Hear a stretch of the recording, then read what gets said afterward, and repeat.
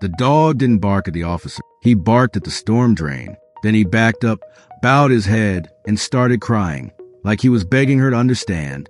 Officer Leah Hart took one step closer, and from inside the drain, something knocked back. So why was a stray dog leading police to a place nobody ever checks? And who was alive under the street at 2:13 a.m.? It was supposed to be a quiet night in Briar County. The kind of shift where you count streetlights, sip stale coffee, and tell yourself that silence means peace. Then Leah saw him, a medium-sized dog, mud-caked, ribs faint under wet fur, trotting along the sidewalk like he had somewhere important to be. No owner, no leash, no fear. He reached the corner near the riverfront and stopped, not at a trash can, not at a cat, not at a passing car, at a storm drain. He sniffed the metal grate once, then twice, then pawed at it like it was a door. And when Officer Leah Hart slowed her cruiser, the dog did something that made her skin tighten. He looked straight at her, held eye contact, then turned his head just slightly, like he was saying, "Follow me, now." But that wasn't the strangest part. Because when Leah stepped out into the damp night air, the dog didn't run away like most strays do. He ran toward the dark and then waited for her to catch up. And stay with me until the end, because what Leah discovered beneath that street didn't just solve a missing person case. It revealed a secret someone in Briar County had been protecting for years. Leah Hart had the kind of tired you can't sleep off. 32, patrol officer, small town department, big town problem. She worked nights because fewer people meant fewer conversations, because conversations had a way of turning into questions she didn't want to answer. Leah wasn't a chatty cop. She wasn't a social media cop. She was the one people called when the situation felt wrong. Her routine was precise. Same route, same check-ins, same quiet stretch by the riverfront warehouses where nothing ever happened except wind rattling loose signs. But Leah had learned something the hard way. Nothing ever happened is what people say right before something does. A year ago, she responded to a domestic call that turned violent fast. She survived. Another officer didn't walk away the same. Leah kept working, kept showing up, but part of her still lived in that moment. The moment you realize how quickly normal can become a headline. And tonight, when the stray dog stared down like a messenger, that old instinct returned. Not fear, recognition. Up close, the dog looked even rougher. A burr stuck to his ear, mud layered into his coat. One paw favoring the ground like it had stepped wrong earlier. But his eyes were sharp, intelligent, focused. Leah crouched slowly, palms open. "It's okay," she murmured. "Hey, buddy." The dog didn't approach her hand. He turned in a tight circle once, then went back to the storm drain, sniffing the grate with frantic purpose. Leah noticed something glinting at his neck. A collar, old leather, cracked, but not cheap. A tag swung from it, reflecting her flashlight.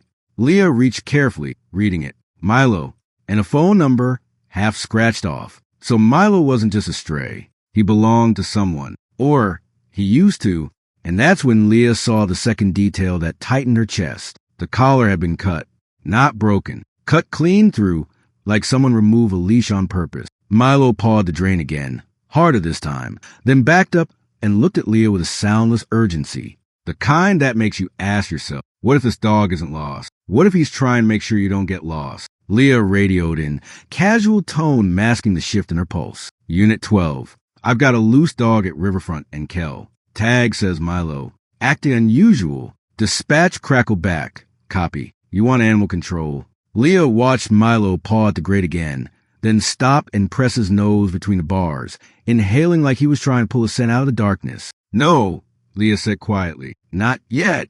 Milo suddenly stepped back. Then he did something that stopped Leah's breath. He lowered his head and whined, not a whimper, a long, trembling sound that didn't feel like fear. It felt like grief. Then one sharp bark, directly at the storm drain, and inside the drain, Leah heard it, a faint metallic tap. Tap, tap, like knuckles against pipe. Leah froze, flashlight locked on the grate. She leaned closer. Hello, she called, voice firm but controlled. This is police. If you can hear me, make a sound. Silence. Milo's nails scraped the asphalt, rapid and desperate. Then again, tap, tap, closer this time. Leah's skin went cold. Milo backed away, then looked up at her like he was begging her to believe him.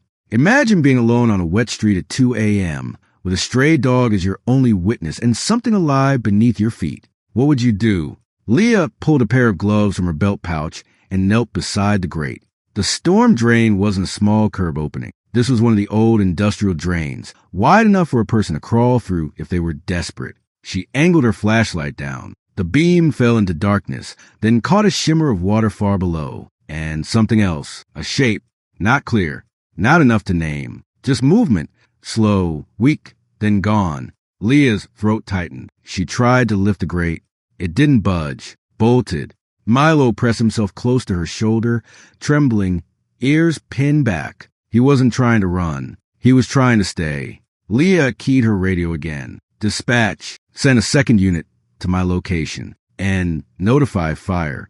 I may have someone trapped in a storm drain. A pause. Then, copy. Any sign of injury? Leah stared down into the black. I don't know, she said, but they're responding. Milo suddenly spun away from the grate and trotted down the sidewalk, fast, then stopped and looked back. He wanted her to follow again. Leah hesitated. The drain was one mystery, but Milo was saying there was more, and the night felt like it was holding its breath. Leah stood, keeping her flashlight trained low. Okay, she whispered. Show me. Milo led her behind a row of warehouses where the streetlights thinned, and the river wind smelled like rust and algae. He stopped beside a chain-link fence, partially cut and bent open like a mouth. Milo slipped through, then turned and waited. Leah's pulse kicked harder, because this wasn't a place stray dogs wander into. This was a place someone didn't want you to notice. Leah eased through the gap in the fence, boots crunching on gravel. Behind the warehouse, the world was made of shadows and old machinery. A torn tarp flapped softly like a slow heartbeat. Milo moved with purpose, nose down and up, air scenting, then down again. He stopped at a pile of discarded pallets, sniffed, then pawed once, sharp, precise. Leah stepped closer. The smell hit her before she saw it. Bleach, fresh bleach, a harsh, clean scent that didn't belong in a rain-soaked yard. She swept her flashlight across the pallets. There, dark against the wood, was a stain. Not huge, not dramatic, just enough to make her stomach tighten. Leah leaned closer, and the stain had that dull, dried look. Blood? Or something else? Milo whined and nudged Leah's knee, then turned back toward the storm drain direction, like he was showing her a path. A connected path. Leah's mind started assembling it like puzzle pieces. Milo, cut collar, bleach smell, storm drain tapping. Someone was trying to clean something and hide something, and the dog was a thread connecting it all. Leah's radio crackled again. Unit 12, second unit is 2 minutes out. Fire is en route. Leah swallowed. Copy, she said. Tell them to stage at Riverfront and Kell. And bring bolt cutters and a pry bar. Milo's ears twitched at the sound of her voice. He didn't understand the word, but he understood the urgency. Then he started moving again, faster, toward the back corner of the warehouse yard. Leah followed and felt the night tilt further out of normal, because the ground ahead wasn't gravel anymore. It was dirt, freshly disturbed, like something heavy had been dragged across it. Milo stopped at the edge of a shallow embankment leading down toward the river. He sniffed the ground intensely, then looked up at Leah, eyes wide and shining. Leah aimed her flashlight downward and saw it. A shoe. A single sneaker half buried in wet dirt, laces still tied. Not old, not decayed. Recent. Leah's breath caught. Then Milo trotted 3 feet to the right and pawed at the mud. A small object surfaced under his claw. Leah crouched and picked it up carefully. A keychain. Metal. Shaped like a tiny star, with enamel chipped. Leah recognized it immediately because she'd seen it on a bulletin board at the station. A missing person flyer. Sophie Merrick, 16. Last seen 2 days ago. Hair, brown. Eyes, green. Wearing diner uniform, navy hoodie, and the keychain on the flyer photo was the same star. Leah's throat went tight. Milo didn't look at the keychain. He looked past Leah, back toward the storm drain, like he was saying, "That's her. Now hurry." A wind gust shoved river air through the yard. Milo flinched, then bolted toward the fence gap again. Leah followed, heart hammering, because now the tapping under the street wasn't just someone trapped. It was likely Sophie. And if Sophie was down there, someone put her there, which meant someone could come back any minute. When Leah returned to Riverfront and Kell, headlights cut through the mist. Officer Daniel Ruiz stepped out his cruiser, eyes narrowing at Leah's face. "You look like you saw a ghost," he said. Leah pointed at the storm drain. "Listen." They both went quiet. For 3 seconds, there was only rain and distant traffic. Then, tap, tap, tap. Ruiz's jaw tightened. "That's real." Milo barked once, then pressed his nose to the grate again, trembling. Leah spoke fast, controlled. "Behind the warehouse. Bleach smell, possible blood stain, a sneaker, and a keychain that matches Sophie Merrick's missing flyer." Ruiz's expression changed instantly. "We need supervisors." Leah nodded. "Fire's coming. We need that grate open now." Ruiz grabbed bolt cutters from his trunk. The bolts were thick, old, resistant. The metal groaned. One snapped. Then another. The grate lifted a fraction, and from below a voice, so faintly I almost missed it, rose up through the opening. "Help!" Milo let out a sound that wasn't a bark. A broken, shaking whine, like the dog had been holding that word in his chest all night. Leah dropped to her knees, voice gentle but urgent. Hey, you're okay. What's your name?" A pause. Then, "Sophie." Leah's eyes burned. Ruiz whispered, "Oh my God." Leah looked at Milo, and Milo looked back at her, ears flattened, eyes wet, like he'd been afraid she wouldn't believe him. But that wasn't the strangest part, because Sophie's next words weren't, "I'm hurt." They were, "He's still here." Leah's spine went cold. "Who's still here?" Leah asked. Sophie's breathing hitched below the grate. "The one who brought me. He said if the dog came back, he'd..." Her voice collapsed into sobbing. Milo stiffened, head snapping toward the warehouse-lined street. Leah followed his gaze and saw a figure at the far end of the block, standing too still, too long, watching the lights, then turning away, walking calmly into the dark, like he had nothing to fear. Fire arrived with hydraulic tools. The grate came up in seconds, screaming metal on metal. 2 firefighters descended carefully with harnesses, while Leah and Ruiz held lights steady. Milo paced in tight circles, panting, anxious but determined, like he needed to see the end of this. And when Sophie finally emerged mud-covered, shaking alive, Milo surged forward, not jumping, not knocking her over. He pressed his body against her legs and trembled, as if he was trying to transfer warmth into her bones. Sophie collapsed to her knees and wrapped her arms around his neck. "Milo," she sobbed. "Milo, you came back." Leah's chest tightened. So Milo wasn't just a random dog. He was Sophie's dog, which meant the story wasn't stray leads officer. It was a dog escaped and hunted down help and brought it back. EMS wrapped Sophie in a blanket, checking her vitals. Leah leaned in gently. "Sophie, I need you to focus. Can you tell me what happened?" Sophie's eyes darted, still trapped in the tunnel in her mind. He offered a ride," she whispered. "Said he knew my mom. Said Milo couldn't come in the car. So he took Milo's leash and..." Sophie's voice broke. Leah kept her tone soft. "Where did he take you?" Sophie shook, swallowing hard. "I don't know. It smelled like metal. Like oil. He kept saying the river covers everything." Leah's eyes flicked toward the warehouses. Oil, metal, riverfront. Ruiz came close, voice low. "Detectives are coming. CSI 2. Leah nodded, then looked down at Milo. Milo was watching the street again, locked, alert, tail rigid, like he knew something else Leah didn't. Then Milo did something that made Leah's stomach drop. He stepped away from Sophie, walked back to the storm drain opening, and barked, sharp, down into the darkness. Leah stared. "Why would he?" Ruiz began, and then they heard it. A second sound from below. Not Sophie, not firefighters. A low shuffle deeper down the drain, like someone moving in the tunnel system, someone who wasn't supposed to be there. Leah's blood went cold, because if someone else was in those drains, then Sophie wasn't the only thing hidden under the street. Detective Mara Vance arrived with 2 plainclothes officers, expression carved from urgency. Leah briefed her fast. Warehouse yard, bleach, keychain, the figure watching from the block. Vance crouched near the open drain, listening. "Fire says these drains connect to an old maintenance junction under Warehouse 9, she said. "There used to be access rooms." Leah's mouth went dry. A room under the street. A place you could hide a person or evidence or yourself. Vance turned to Leah. "Your dog, Milo, he's leading. We follow, but we do it smart." Leah nodded.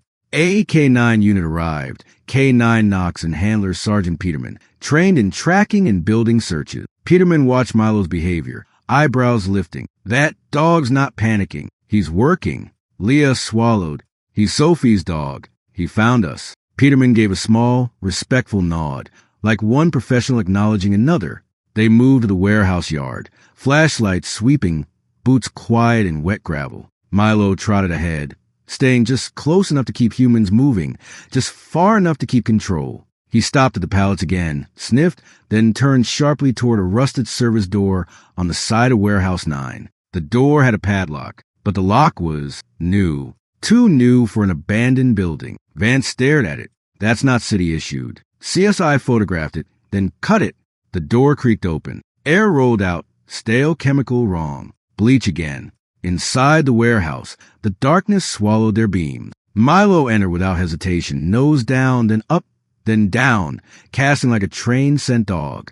K9 Knox followed, harness taut, tail stiff. They moved past old shelving and torn plastic. Then Milo stopped. He stared at the floor and began to scratch. Leah's pulse spiked because she'd seen this before in training videos, in rescues, in disasters. A dog doesn't scratch like that unless something is underneath. Milo scratched harder, whining. K9 Knox joined, pawing the same spot. Two dogs, one truth. Vance crouched, tapping the concrete.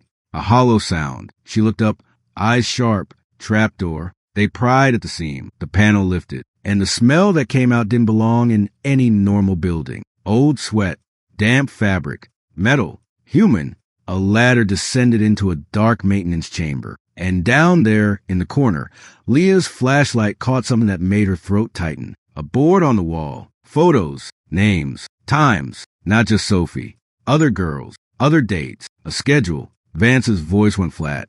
This isn't a one-off. Leah swallowed, staring at the evidence board. And Milo made a sound so small it almost didn't exist. A whimper, like he'd been here before, like he'd tried to tell someone before. And nobody listened. Here's the part that feels unreal until you understand the biology. Dogs can have roughly 125 million to nearly 300 million smell-sensitive receptors, compared to about 5 million in humans. And that difference is why a dog can read a place the way we read a sign source. And scent doesn't travel in neat lines. Outdoors, it moves in drifting plumes, what handlers often describe as a scent cone, pushed and twisted by wind and airflow, which is why a dog will zigzag and cast back and forth to find the strongest source. That night, Milo wasn't just acting strange. He was tracking something invisible, and he was doing it with the stubborn loyalty of a creature who refuses to accept this is where it ends. They found the suspect 2 hours later, not in the woods, not fleeing town,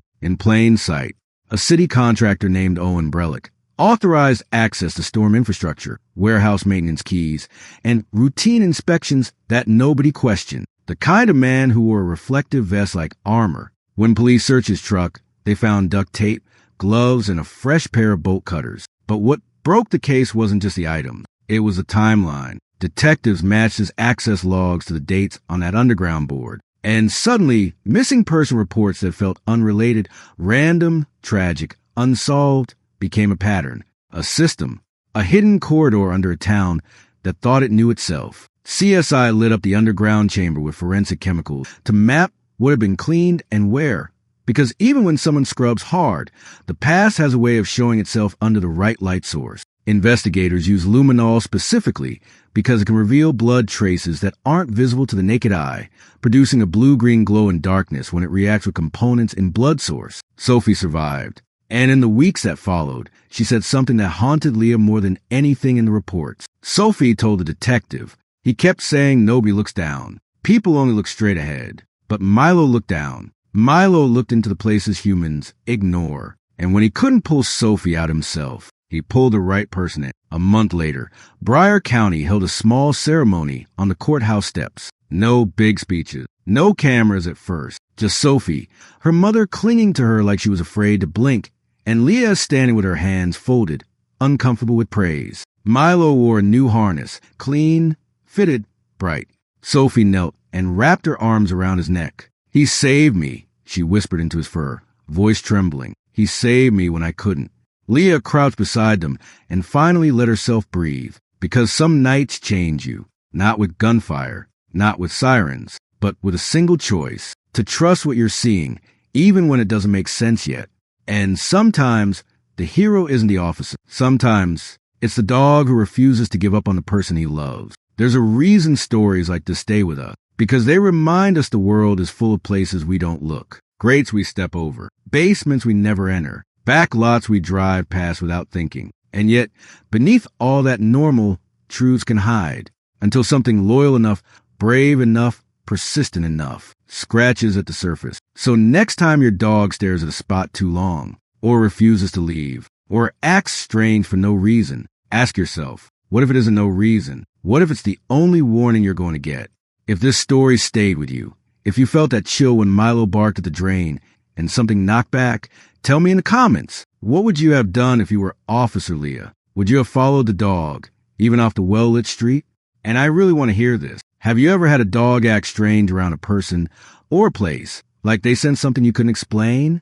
If you did, share below. Those stories matter. And if you want more cinematic K9 and police mystery stories like this, please like and subscribe. It helps this channel reach the people who love this kind of storytelling. Because the next story starts with AK9 refusing to enter a perfectly normal house and ends with discovery that made a detective whisper, "We've been living next to it the whole time."